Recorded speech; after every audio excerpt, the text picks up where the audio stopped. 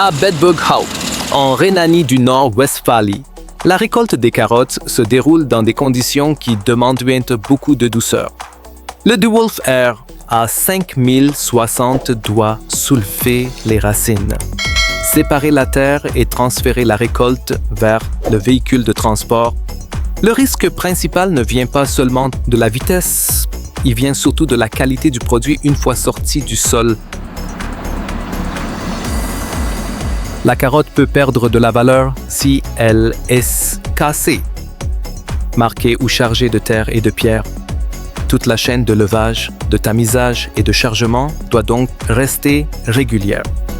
L'opérateur doit faire avancer la machine sans à-coups pour que la couche de terre soit traitée en continu. Quand les racines passent dans le système de nettoyage, chaque variation de vitesse peut influencer la qualité de stockage et la valeur commerciale. Le 9 avril 2018, Holdable R épand du compost avec un John Deere 6215R et un épandeur TB à Overdinkel, aux Pays-Bas. Le travail commence par une mission qui paraît simple, ramener de la matière organique sur la parcelle. Mais pour être efficace, la couche doit rester régulière et ne pas créer de zones trop chargées. Le tracteur garde une traction stable pendant que l'épandeur distribue le compost vers l'arrière. Le flux de matière doit rester aéré et bien réparti pour que le sol reçoive un apport organique homogène. Cette étape compte pour la structure du sol, son aération et l'activité biologique de la surface. Sur une grande parcelle, chaque passage droit et régulier aide à limiter les manques et les excès. La première coupe de fourrage vert de 2020 place plusieurs machines de récolte dans la même chaîne de travail. Krone, Claas et New Holland n'apparaissent pas comme des machines isolées. Elles forment un système qui doit rester coordonné. Le volume de matière oblige la coupe, le broyage, le transport et le tassement à suivre la même cadence. La qualité du fourrage dépend du moment de coupe, du taux de matière sèche et de la régularité de la longueur de hachage. Lorsque l'ensileuse avance dans la parcelle, les véhicules de transport doivent rester proches pour ne pas interrompre le flux. Si la logistique ralentit, la machine principale perd aussi en rendement, comme l'ensilage concerne l'élevage et parfois la bioénergie. Chaque heure bien coordonnée a une valeur concrète. La culture de la pomme de terre commence par la préparation du sol avec un Ford 2000, un Ford 7610 et un John Deere 2140. Chaque machine prend une partie du travail, préparer la surface, contrôler les mottes et placer les plants. Si le sol n'est pas régulier, la levée devient inégale et la récolte sera plus difficile à maîtriser. Les dents vibrantes cassent la couche supérieure et réduisent les grosses mottes avant la plantation. Ensuite, l'ensemble avec la planteuse Hassia doit déposer les plants sur des rangs réguliers. L'opérateur doit maintenir une trajectoire droite pour éviter les écarts de distance avec la pomme de terre. La précision au début de la saison influence directement la forme des buts, la qualité des tubercules et les performances de stockage après récolte.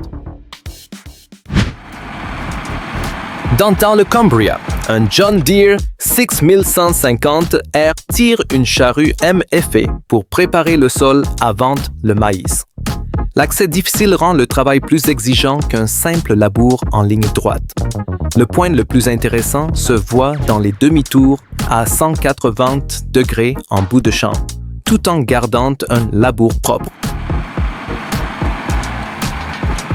Le labour permet d'enfouir les résidus végétaux et de rétablir une base de sol avant le semis du maïs. Chaque demi-tour doit rester assez serré pour ne pas dégrader la forme de la raie suivante. L'opérateur contrôle la direction, l'adhérence et la profondeur des corps de charrue. Quand le terrain et l'accès sont difficiles, la stabilité du tracteur devient aussi importante que sa capacité de traction. Le class crop Tiger TerraTrack travaille dans des conditions de récolte du riz en Inde, dans une rizière. La portance et l'adhérence comptent davantage que la taille extérieure de la machine. Elle doit avancer régulièrement sur un sol souple pour ne pas perdre de temps pendant une période de récolte courte. Le système TerraTrack aide à mieux répartir la pression lorsque la machine traverse des zones fragiles. Le riz doit entrer de manière stable pour que le battage et le nettoyage restent continus. L'opérateur doit garder la bonne vitesse et la bonne direction pour éviter l'enlisement ou les zones oubliées. Dans un pays où la production de riz est très élevée, chaque machine qui récolte au bon moment réduit la pression sur toute la chaîne agricole. Au concours mondial de labour de 2015, à Vesbo, au Danemark, un John Deere 5100 R travaille avec une charrue Groenland réversible à 2 corps. Ce n'est pas une démonstration de puissance maximale, c'est un test de rectitude, de régularité et de finition.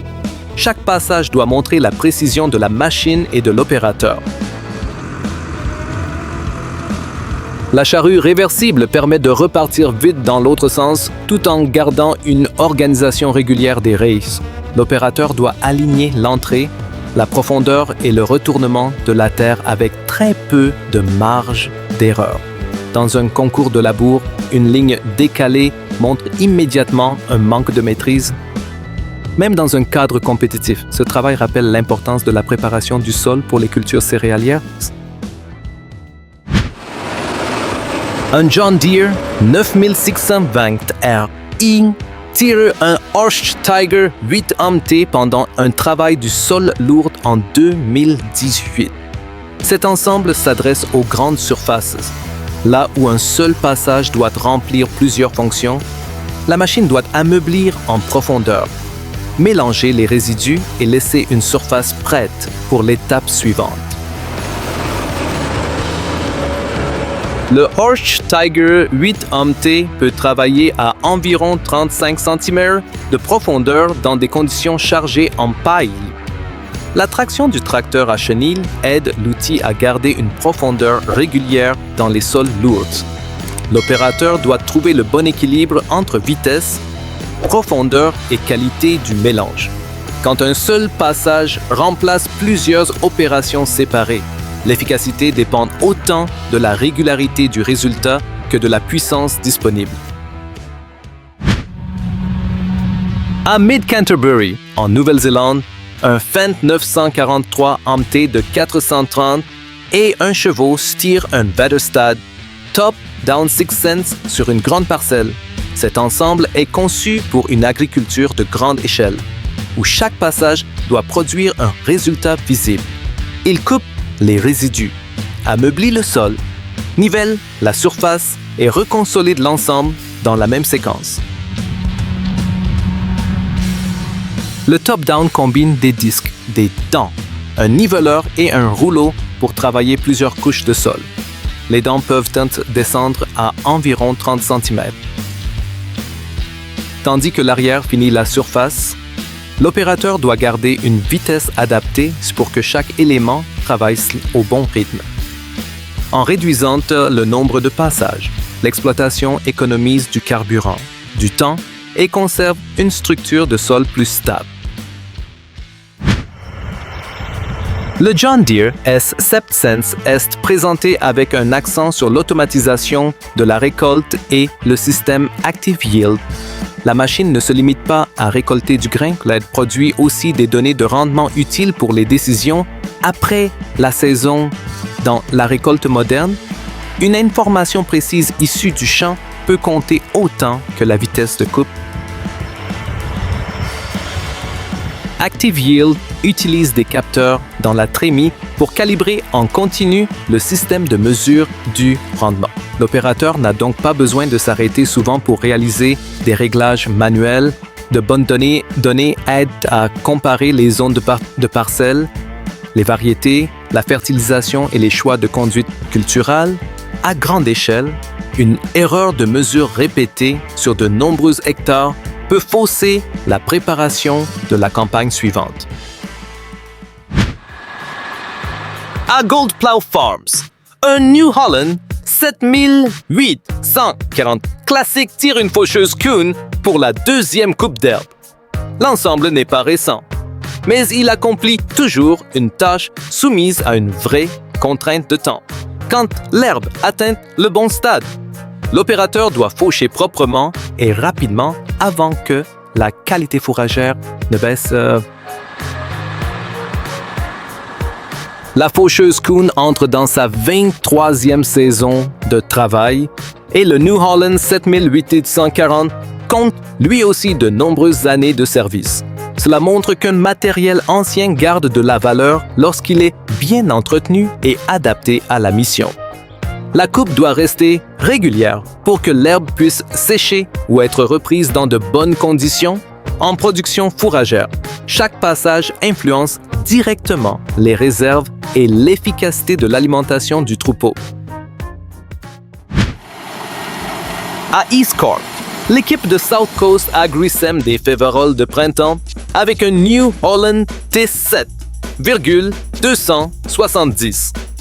Un H et VA, rouleau frontal Front Roller 150 et un Sumo DTS3. La chaîne de travail associe consolidation, stabilisation de la surface et placement des graines. Pour cette culture, le sol doit être assez ferme pour tenir la graine, mais assez ouvert pour permettre une levée régulière. Le rouleau frontal casse les mottes et reconsolide la couche supérieure avant le passage du semoir. Le Sumo DTS3 doit garder une profondeur de semis homogène sur chaque rang. L'opérateur contrôle la trajectoire pour éviter les zones trop denses ou trop clairsemées quand une légumineuse entre dans la rotation. La précision du semis aide à optimiser la densité de plantes et la valeur économique de la campagne. 450 hectares de seigle récoltés en plantes entières sont destinés à une unité de biogaz pendant la saison de récolte en plantes entières de 2022. Le volume de travail transforme chaque passage de l'ensileuse en partie d'une chaîne d'approvisionnement énergétique. L'objectif n'est pas seulement de couper beaucoup, il faut aussi produire une matière stable pour la fermentation. Toute la partie aérienne de la plante est récoltée au bon stade avant d'être stockée sans air. L'ensileuse doit produire une longueur de coupe assez régulière pour faciliter le tassement et la fermentation. Les véhicules de transport doivent suivre de près, car le moindre blocage ralentit toute l'équipe. Pour une matière destinée au biogaz, la stabilité du taux de matière sèche, du volume et de la livraison influence directement le rendement après l'arrivée au silo. Un Fendt 942 Vario avec un Köckerling Vector et un Fendt 828. Vario avec un Rabi Megaseed forme une chaîne de travail du sol puis de semis. Le premier ensemble traite les résidus, ameublit la terre et prépare la base. Le second termine le placement des graines pour transformer la parcelle préparée en culture semée au bon moment T. Le Fendt 942 Vario appartient à une catégorie de forte puissance. Avec 415 chevaux nominaux, cette traction convient au système sans labour, où les résidus sont mélangés au sol au lieu d'être totalement retournés. Ensuite, le semoir doit garder une profondeur et des lignes régulières. Lorsque les deux opérations s'enchaînent correctement, l'exploitation réduit les temps d'attente et améliore les chances d'une levée homogène. À Sipton, dans le Suffolk, un John Deere 6R2 150 tire une charrue Fernelon LO85 à 6 corps pour labourer des chaumes. Le travail commence après la récolte. Lorsque la parcelle doit être remise en place pour le cycle suivant, l'ensemble doit retourner la terre régulièrement, enfouir les résidus et garder une ligne droite sur une grande surface.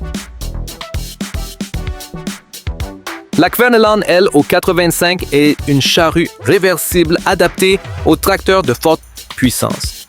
Ces 6 corps offrent une largeur de travail importante, mais exigeant aussi une traction stable.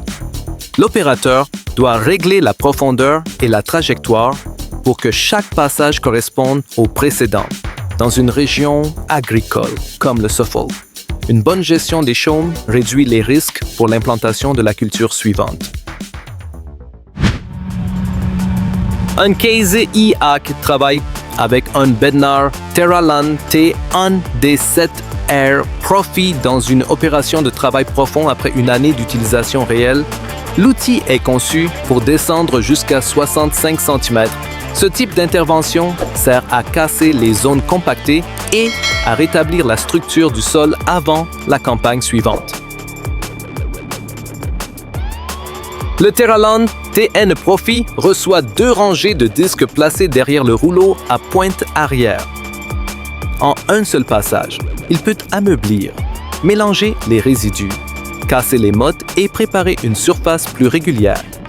L'opérateur doit contrôler la traction, car le travail profond impose une forte charge à l'ensemble. Quand cette opération remplace plusieurs travaux classiques, l'efficacité dépend de la profondeur atteinte et de la qualité finale de la surface. Chez AgReserves, dans le Cambridgeshire, la moisson du blé se déroule sur un système agricole de 25 000 axes, 3 John Deere A9, 4 9R I640, 2 8R I410 et plusieurs 6R avec des remorques Bailey forment une grande chaîne de travail. À cette échelle, chaque point de blocage peut ralentir toute l'exploitation. Les moissonneuses récoltent le blé, les véhicules transportent le grain vers le stockage et le chariot télescopique JCB aide autour du bâtiment. Ensuite, le 9R i640 avec un Kuhn Performer 7000 passe au travail primaire du sol, le passage de la récolte au stockage, puis au travail du sol, montre l'organisation complète du système. Sur une telle surface, le rendement dépend moins d'une seule machine que de la coordination continue du grain et du sol. APD Dolny Lopasha. Pendant l'événement Orba 2023, le JCB Fast Track 8330 assure un travail de labour ou de préparation lourde. Il développe 338 chevaux nominaux et 1450 Nm de coupe. Cette puissance de traction se trouve dans une machine pensée pour le champ comme pour la route. Le Fast Track se distingue par sa capacité à circuler rapidement entre les parcelles et par sa suspension complète. Dans le champ, la traction doit rester stable pour que l'outil garde sa profondeur. L'opérateur doit contrôler un mouvement fluide afin que le sol ne soit pas stravéillé de manière irrégulière. Dans l'agriculture d'Europe centrale, un tracteur puissant et mobile réduit le temps perdu entre les parcelles et améliore le rendement d'une journée complète. Veneta poursuit la récolte de maïs biomasse avec une classe Jaguar 980 pendant la campagne maïs 2024.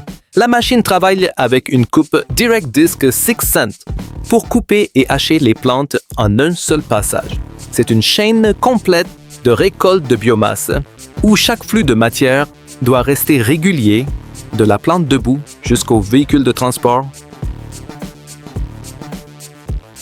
La Jaguar 904 Vans est une ensileuse automotrice proche de 14 tonnes, avec des configurations moteurs de forte puissance. Dans sa version de 850 chevaux à la norme Stage 5, elle dispose de réserves suffisantes pour maintenir un gros flux de hachage. L'opérateur doit tenir la cadence afin que la matière ne surcharge pas le système de coupe. Quand le maïs sert à l'alimentation ou au biogaz, la régularité du hachage et du transport décide de la qualité finale. Au printemps 2013, près de Belvidere, dans l'Illinois, 2 Versatile 550 tirent des outils de préparation du sol et des rouleaux sur de grandes parcelles. En même temps, un case IH Omni-I et un autre case IH à 4 roues participent à la préparation et au semis de soja sur 24 rangs. C'est une scène de travail de printemps avec plusieurs machines coordonnées. Les outils de préparation doivent niveler et finir le sol avant le passage du semoir. Si la surface n'est pas régulière, les graines de soja peuvent être placées à une mauvaise profondeur. Chaque opérateur doit garder des trajectoires parallèles pour ne pas perdre de surface utile. Dans l'Illinois, la culture du soja se fait à grande échelle. La vitesse de préparation et de semis influence donc directement le calendrier de la saison. Le DeWolf RG3 1060 se concentre sur la récolte automotrice de pommes de terre sur 2 rangs. La machine est décrite avec 4 doigts techniques par rang et une capacité d'adaptation au sol contenant des mottes ou de petites pierres. Sa mission principale consiste à soulever les tubercules, séparer la terre et préserver le produit autant que possible. Le système à doigts peut être remplacé par des rouleaux lorsque les conditions sont plus simples ou lorsque la machine passe à d'autres cultures, comme les carottes et les oignons. Cela permet d'adapter la récolte au type de sol et au produit. L'opérateur doit maintenir un flux régulier pour éviter les chocs excessifs. Avec la pomme de terre, une récolte douce protège le rendement commercialisable, car les marcs et la terre mélangée réduisent la valeur après récolte. Une classe 980 avec une tête 12 rangs H du maïs dans une chaîne d'ensilage appuyée par plusieurs machines. 2 John Deere 8R 310 tirent des remorques H et S et Sunflower pour recevoir la matière au champ, à la ferme. 4 autres tracteurs se chargent du tassement du silo pour protéger la qualité de conservation. L'ensileuse doit couper sans interruption pour exploiter toute la capacité de la tête de récolte. Les remorques doivent se placer au bon endroit pour éviter toute rupture du flux de maïs haché. Lorsque la matière arrive à la ferme, le tassement doit suivre pour réduire les poches d'air dans le silo. En ensilage, la puissance de la machine principale n'est pleinement utile que si le transport et le tassement ne créent aucun point de blocage. Le trajet de la pomme de terre, du champ jusqu'au stockage, repose sur la technologie GRIM et sur des fins 720 et 820 tonnes soutiennent. Le point central n'est pas seulement d'arracher les tubercules du sol, il faut aussi conduire toute la récolte vers des conditions de conservation sûres. Chaque choc et chaque quantité de terre mélangée peuvent réduire la valeur après récolte.